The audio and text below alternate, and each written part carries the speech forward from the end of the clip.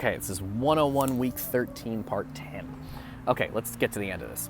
So he says here, so he says like if people think talent is innate, meaning you're born with it, then it's like, why practice anything, right? Because you're either born good or you're not born good. But people who think you can get better at things, these are the incremental theory people, are different. Because they think of abilities as emerging through tackling challenges, the experience of failure has a completely different meaning for them. That's what I was talking about the video game. When I failed, it just meant I needed to try. It's part of the process. You have to fail. You have to die in a video game. There's no way you're gonna buy a video game and you're gonna win the game without dying once. That's not a thing.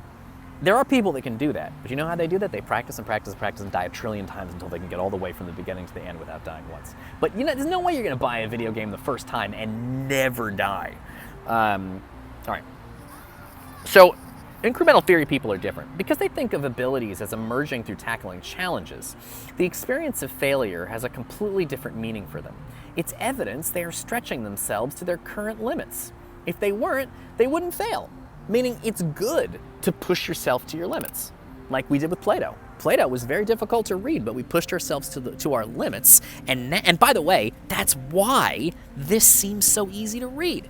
If I had started this out on the first day of class, you guys would have been annoyed. But because you've been reading Plato and you pushed yourself to the limits, now suddenly this thing is a hell of a lot easier to read. All right, we're wrapping this up. God, we're so close, guys. We're so close. Okay. Oops, sorry, having trouble with some hanging this on the tree. Okay. Oh, I see. Okay.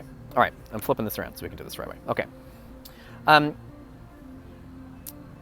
The relevant analogy here is with weight training. Muscles grow by being pushed to the limits of their current capacity, where fibers tear and reheal. Among weightlifters, training to failure isn't an admission of defeat, it's a strategy. Meaning, if you're a serious weightlifter, what you want to do is lift things so much that you can't lift anymore. Because when you hit that maximum position, your muscles tear, and then they regrow bigger than before, and then you can lift more things next time. Failure is part of the process. Whereas some people think when they fail, it just means like, well, I guess I'm bad at that, and I was born bad at it. That's not what it means. It is a much happier way to think. There's a much better way to think about it, which is that failure is part of the process. But positive thinking people, glass half full people, they like to ignore and avoid failure so much that they can't learn from failure, because if they actually do fail, they feel so horrified that they never do it again. Whereas if you're a Stoic and you think, so people are like, you're not gonna fail, you'll do great. That's not so good. But if you're a Stoic and you go, okay, I'm gonna do this, I might fail. I probably will fail, but I'm gonna do it anyway. And then you do fail, and you learn something, and you try again, and you fail, and you learn something, and you try again. It's okay to fail, is the point. Positive thinking, people never consider the possibility of failure, and then when it comes, their brains can't wrap their mind around the idea that they failed. Okay, let's finish this up. Happily, Dweck studies indicate that we are not saddled for life with one mindset rather than another. So if you're one of those people that thinks you're just born talented or not, you can change. Some people manage to alter their outlook simply by being introduced to the fixed versus incremental distinction, meaning just reading about this may help you to think about it in a different way. Alternatively, it's worth trying to recall it the next time failure strikes. Next time you flunk an exam or mishandle a social situation, consider that it's happening only because you're pushing the limits of your present abilities. And should you wish to encourage an incremental outlook in your children, Dweck advises, take care to praise them for their effort rather than for their intelligence. Focusing on the latter is likely to worsen, a fixed mindset, making them more reluctant to risk encountering failure in the future, right? So if your child is successful, don't be like, you're brilliant. Be like, you worked hard at that. There's a difference. Because if you tell the student they did good because, if you tell a student they did really good on a math test because they're brilliant, they're going to be like, okay. I mean, if I'm not successful, it means I'm not brilliant. Whereas if you say you worked really hard on that, good job on all that hard work, then they're going to remember, okay, hard work is good. I'm going to try hard work next time, right? Whereas if you just tell them they're brilliant, they're going to be like, people are born good at this or they're born bad at it, and if I fail anything, it must be because I was born bad at it. I'm not trying again. All right. The incremental mindset is the one more likely to lead to sustainable success. But the deeper point is that possessing an incremental outlook is a happier way to be, whether or not it leads to any outstanding success. It is a win-win proposition for which the only precondition is a heartfelt willingness to lose. You got to be willing to lose sometimes. All right, guys, we made it. This is the last paragraph of the last reading of the semester. Oh my God, we're going to do it right now. The gurus, meaning the gurus are like teachers, the gurus of positivity and optimism can't bear to contemplate, they can't stand thinking about, that there might be happiness to be found in embracing failure as failure, meaning like it's okay to fail. Not only is it a technique for achieving success, but as the Zen influenced writer Natalie Goldberg argues, there is an openness and honesty in failure, a down-to-earth confrontation with reality that can seem lacking at the higher altitudes of success. Perfectionism is one of those traits that many people seem secretly, or not so secretly, proud to possess, since it hardly seems like a character flaw. Yet, at bottom, it is a fear-driven striving to avoid the experience of failure at all costs. At the extremes, it is an exhausting and permanently stressful way to live.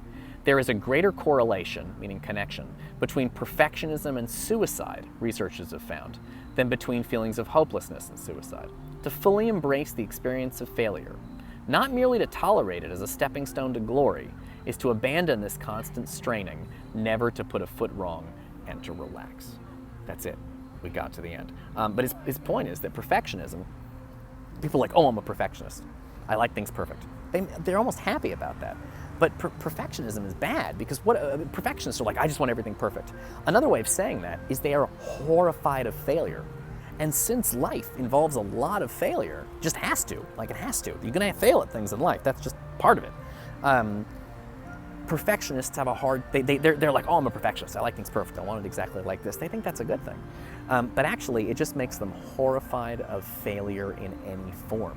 And since life involves a lot of failure, remember he started off talking about all those products, how 90% of products fail, how all video games involve a certain amount of failure, how there's probably no way to get through college without ever failing any of your assignments.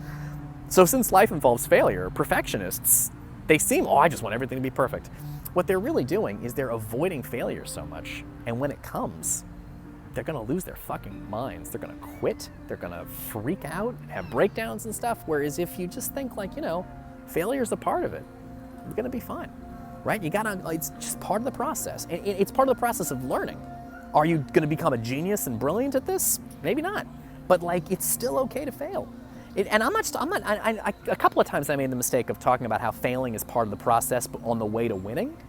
But also sometimes you just fail at stuff. Sometimes there's just things you want to be good at that you're just not good at. And you could work harder, but maybe you might think, it's okay. I'm not going to do that. There are some, you can't be, in life, there are going to be things that you fail at. I'm not sure the solution is to get good at every single thing. Life's too short for that. And certainly stressing yourself out about being perfect all the time isn't going to help either. Okay, I got a little muddied in this last video. I hope that makes sense. Did I do okay? I don't know, I feel like I got it. The point is that it's okay to fail at things.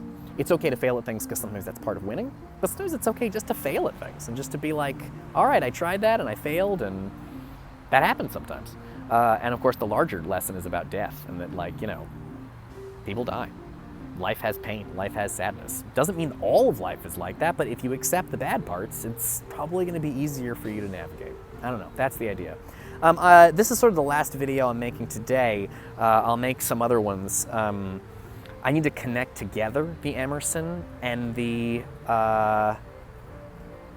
Berkman, because for your final exam, you're gonna need to quote both of them. So it might be worth it to spend some time thinking about links between them. But I'm gonna wait to do that for later because the English department puts out this thing called talking points, in which they prepare students for the exam. So when I get a hold of that piece of paper, I'll make another video on another day. Anyway, this has been the final video I'm making for now. We have now successfully been through all the readings of the semester. We went through Plato and we did Emerson and Berkman, and you made it. You're at the end of the class. There'll be, maybe there's another video right after this, I don't know. But I've done most of what I'm supposed to do this semester, so good job, everybody. Yeah.